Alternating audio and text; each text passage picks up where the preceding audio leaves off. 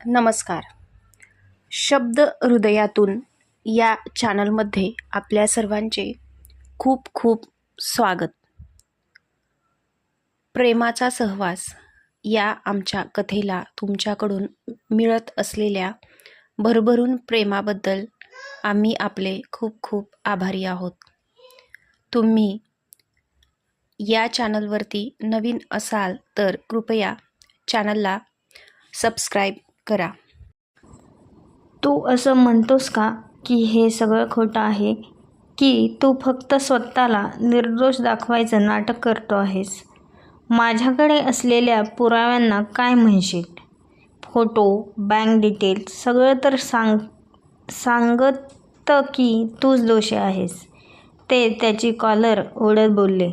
राज त्यांच्याकडे दुःखाने पाहत म्हणाला, माझ्याबद्दलचा विश्वास तुम्ही इतक्या सहजपणे गमावला हेच खरं दुःख आहे. हे फोटो कसे आले, पैसे कसे आले हे मला कळत नाही, पण माझं तुम्हाला सांगणं एवढंच आहे की मी निर्दोष आहे. तो पोट तिडकीने बोलला. वर्धन आजोबांचा संताप इतका प्रचंड वाढला होता की त्यांनी राजच्या कॉलरला जोरात धरलं आणि त्याला जवळ ओढून घेतलं. तू मला फसवलंस राज, तूच माझा विश्वासघात केलास. त्यांचा आवाज थरथरत होता आणि त्यांचे डोळे रागाने लाल झाले होते. राज देखील संतापाने संतुलन हरवत होता. त्याला आजोबांचा अविश्वास सहन होईना. बाबा, मी तुमचा मुलगा आहे, मी कधीच असं काही केले नाही, राज चिडून बोलला. त्याच्या आवाजात दुःख आणि राग स्पष्टपणे जाणवत होते. हे फोटो काय सांगत आहेत? 50 लाख रुपयांचा व्यवहार काय दाखवत आहे? मला खोटं बोलू नकोस राज, आजोबांनी त्याच्यावर ओरडत विचारलं. त्यांचा विश्वासघाताच्या भावना प्रत्येक शब्दातून उमटत होत्या. राजने त्याच्या हातात धरलेली फाईल पाहिली आणि त्याचे डोळे पुन्हा एकदा त्या फोटोंवर खिळले. बाबा, मी खरोखरच हे फोटो पहिल्यांदाच बघतोय. मी कधीच देशमानेला एकांतात भेटलो नाही आणि या पैशांबद्दल मला काहीच माहिती नाही, पण तुमचं माझ्यावर विश्वास नसणं हे मला फार त्रास देतं. वर्धन आजोबांना त्याचे हे बोलणं ऐकून संताप अनावर झाला. तू माझा मुलगा आहेस म्हणूनच मला हे सहन होणार नाही. माझा विश्वासघात करणारा तूच आहेस, असं म्हणत त्यांनी त्याला जोरात मागे ढकललं. राजचा संयम आता संपला. त्याच्या डोळ्यातून अश्रू येत होते, पण त्याच्या आवाजातला आत्मविश्वास मात्र ठाम होता. बाबा, जर माझ्यावर विश्वास ठेवायचा नसेल तर ठेवू नका, पण मी निर्दोष आहे आणि हे मी तुम्हाला कितीही वेळा सांगितलं तरी तुम्ही ऐकणार नाही. मी काही केलं नाही. दोघांमध्ये निर्माण झालेल्या या तीव्र भावनांच्या लढाईत एकमेकांच्या मनातला अविश्वास आणि संताप स्पष्ट होत होता. वर्धन आजोबांनी एका कर्तव्यदक्ष बापाच्या भूमिकेत स्वतःच्या मुलावर अविश्वास दाखवला होता, तर राजने निर्दोष असतानाही त्याला त्याच्या स्वतःच्या वडिलांचा अविश्वास सहन करावा लागत होता. वर्धन आजोबांचा राग आता अनावर झाला होता. चालता हो माझ्या नजरेसमोरून आणि मला तू हे विश्वासघातकी तोंड पुन्हा दाखवू नकोस. तू माझ्या विश्वासाला हरवलंस. ते त्याच्यावर ओरडले. त्यांच्या डोळ्यातून संताप आणि निराशा एकत्र उमटत होती. राजला हे शब्द ऐकून अंतःकरणातून धक्का बसला. त्याला स्वतःचं निर्दोषत्व सिद्ध करणं भाग होतं, पण त्याच्या वडिलांच्या डोळ्यातला राग आणि अविश्वास सहन करणं त्याला अशक्य होतं. तो आता शांत राहू शकत नव्हता. ठीक आहे बाबा, जोपर्यंत मी स्वतःला निर्दोष सिद्ध करत नाही तोवर तुमच्यासमोर येणार नाही. मी हे घर सोडतो, असे म्हणत त्याने एका निर्धाराने शब्द उच्चारले.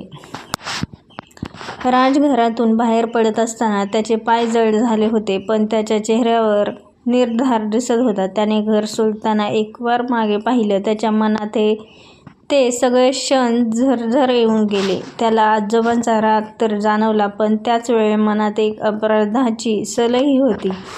त्याला खोट्या पुराव्यांमुळे दोषी ठरवलं गेलं होतं. राज रूममधून बाहेर पडताच एवढा वेळ दरवाजाच्या बाहेर उभा राहून ऐकणारा हर्ष त्याच्या रूममध्ये गडबडीने गेला.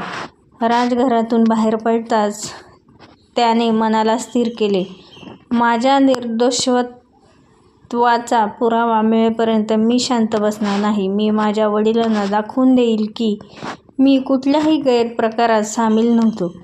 तो मनाशी ठाम निर्णय घेत बोलला. राज आता स्वतःला निर्दोष सिद्ध करण्याचा आपला प्रवास सुरू करणार होता. त्याला हे ठाऊक नव्हतं की या मार्गावर किती अडचणी येणार आहेत. कोणत्याही समर्थनाशिवाय स्वतःची लढावी लागणार होती. पण त्याच्या मनात एकच ठरलेलं होतं, तो सत्य बाहेर आणणारच. त्याच वेळी घरात वर्धन आजोबा हळूहळू शांत होत होते. त्यांच्या मनातही एक गोंधळ माजला होता. पण त्यांच्या संतापामुळे त्यांनी राजला घराबाहेर जाण्यास सांगितलं होतं. त्यांच्या हृदयात काहीतरी वेगळं चालू होतं. हळूहळू दिवस पुढे सरकत होते आणि राज आपल्या निर्दोषत्वाचे पुरावे गोळा करण्यासाठी अथक प्रयत्न करत होता. त्याच्या मनात एकच ध्यास होता, स्वतःचा आणि आपल्या नात्यांचा न्याय सिद्ध करणे. त्याने प्रत्येक छोटी गोष्ट बारकाईने तपासली आणि त्यातून सत्य उलगडून आले. एके दिवशी त्याच्या हाती ठोस पुरावे लागले. त्याला काही आर्थिक व्यवहारांचे दस्तऐवज सापडले ज्यात देशमाने आणि एका तिसऱ्या व्यक्तीचा उल्लेख होता. या पुराव्यातून स्पष्ट होत होतं की त्या 50 लाखांची रक्कम राजच्या अकाउंटमध्ये स्थानांतरित करण्यात आली होती. त्याच्या खात्याचा गैरवापर करून त्याला फसवण्याचा डाव आखण्यात आला होता. राजने ते सर्व पुरावे एकत्र केले, त्यांना व्यवस्थित फाईलमध्ये ठेवले आणि मनात निश्चय केला की सत्यवर्धन आजोबांपर्यंत पोचवायचे. या कठीण काळात आपल्या निष्पाप असण्याचा साक्ष देण्यासाठी तो अजूनही पुढे तयार होता.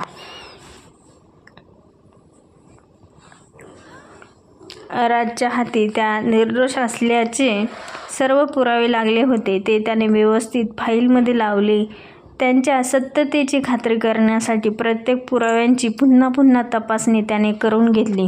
ते पुरावे एकत्र कलेक्ट करताना त्याच्या मनात पुन्हा जुन्या आठवणी दाटून आल्या. त्याच्यावर केलेल्या आरोपांमुळे त्याने किती सहन केले होते आणि त्यानंतर त्याने किती कष्ट सोसले होते. किती रात्री जागून मित्रांकडे राहून काढल्या होत्या. रात्र फिरून उपाशी तापाशी पुरावे गोळा करत फिरणार होता. ते सर्व आठवून त्याचे डोळे पाण्याने भरले. परंतु त्यांनी शिताफीने ते अश्रूंना डोळ्यातच रोखले. ज्याच्यावर त्याचा खूप विश्वास होता तोच आपल्याला धोका देईल हे त्याला स्वप्नातही वाटले नव्हते. व्यवहारांमध्ये देशमाने आणि आणखी तिसरी त्याच्या अगदी जवळची व्यक्ती सामील होती. ते तर त्या पुराव्यावरून सिद्ध झाले होते. तो व्यक्ती कसे काय, का तो असा वागला, मी काय वाईट केले होते, का माझा सक्का भाऊ, का त्याने असे केले, तो स्वतःच्याच मनाला विचारत होता. मला घरातून बाहेर जावे लागले तरी दया का आली नाही. मी रात्र भटकत होतो परंतु तो आरामात दिवस काढतोय. का हर्ष, का पैशांसाठी स्वतःच्या भावाला या यातना दिल्यास? नाही हर्ष, नाही. तू खूप चुकीचं वागलास, खूप चुकीचे. तो अश्रू पुसत बडबडत होता. खरा गुन्हेगार देशमाने होता परंतु हर्षने ते पुरावे देशमानेला देऊन खूप मोठा गुन्हा केला होता. खऱ्या गुन्हेगाराचे नाव समोर आणणेही गरजेचे होते. राजने सर्व पुराव्यातून हे ठरवले की आता सत्य समोर आणण्याची वेळ आली आहे.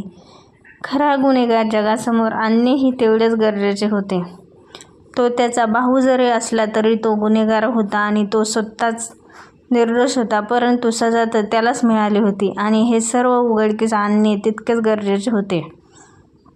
आता तो आपल्यावरील सर्व आरोपांना पुराव्यासह खोडून काढू शकणार होता. या विचारानेच त्याचे मन धैर्याने भरून निघाले. पण त्याला माहीत होते की हा प्रवास सोपा नव्हता. तो जरी निर्दोष असला तरी त्याचा भाऊ गुन्हेगार होता आणि ते समोर आल्यानंतर त्यांच्या वडिलांना तेवढा त्रास होणार होता हे आठवून पुन्हा मन उदास झाले. शेवटी विचार पक्का करत तो घरी जाण्यास तयार झाला. दुसऱ्या दिवशी सकाळी त्याने सर्व तयारी केली. सध्या तो एका हॉटेलमध्ये राहत होता. आपली फाईल हातात घेऊन तो घरी गेला. तो जेव्हा घरात गेला तेव्हा एकदम शांतता होती. वातावरण थोडं तणावपूर्ण जाणवत होते. राजने दार ठोठावलं आणि काही क्षणात एक नोकराने दार उघडले. अरे राजदादा, तो नोकर खुश होत बोलला. रामू कसा आहेस? राजने त्याला खूप अदबीने विचारले. मी चांगला आहे दादा, पण तुम्ही गेल्यापासून घरात अशीच शांतता असते. मोठे साहेब पण नेहमी रूममध्येच असतात आणि हर्षदादा कधी घरात नसतात, नेहमी लेट येतात, तो उदास होत सांगत होता. बरं, तू नको काळजी करू, मी आहे ना, सर्व व्यवस्थित करेल, तो दुःखी होत बोलला. बरं बाबा घरी आहेत का? राजने घरात विचारले. रामू बरोबर बोलत तो आत येत होता. तो हॉलमध्ये येऊन थांबला. बाबा हॉलमध्ये बसले होते. ते कसल्याशा गहन विचारात गडलेले होते. बाबा राजने त्यांच्यासमोर बसत त्यांना हाक मारली आणि त्यांनी आनंदून नजर वर करत बघितले. त्याला बघून त्यांच्या चेहऱ्यावर आनंद पसरला, पण अगदी काही क्षण नंतर काहीतरी आठवत ते पुन्हा नॉर्मल मोडवर येत बसले. ते बोलले, एकदा हे बघा. शांततेत फाईल आजोबांपुढे करत राज बोलला, काय आहे यामध्ये? आता काय दाखवायचे राहिले आहे? त्यांनी चिडून विचारले. बाबा हे सर्व एकदा पहा. हे बघणे तुमच्यासाठी खूप गरजेचे आहे, नाहीतर राहिलेला बिझनेस पण डुबून जाईल.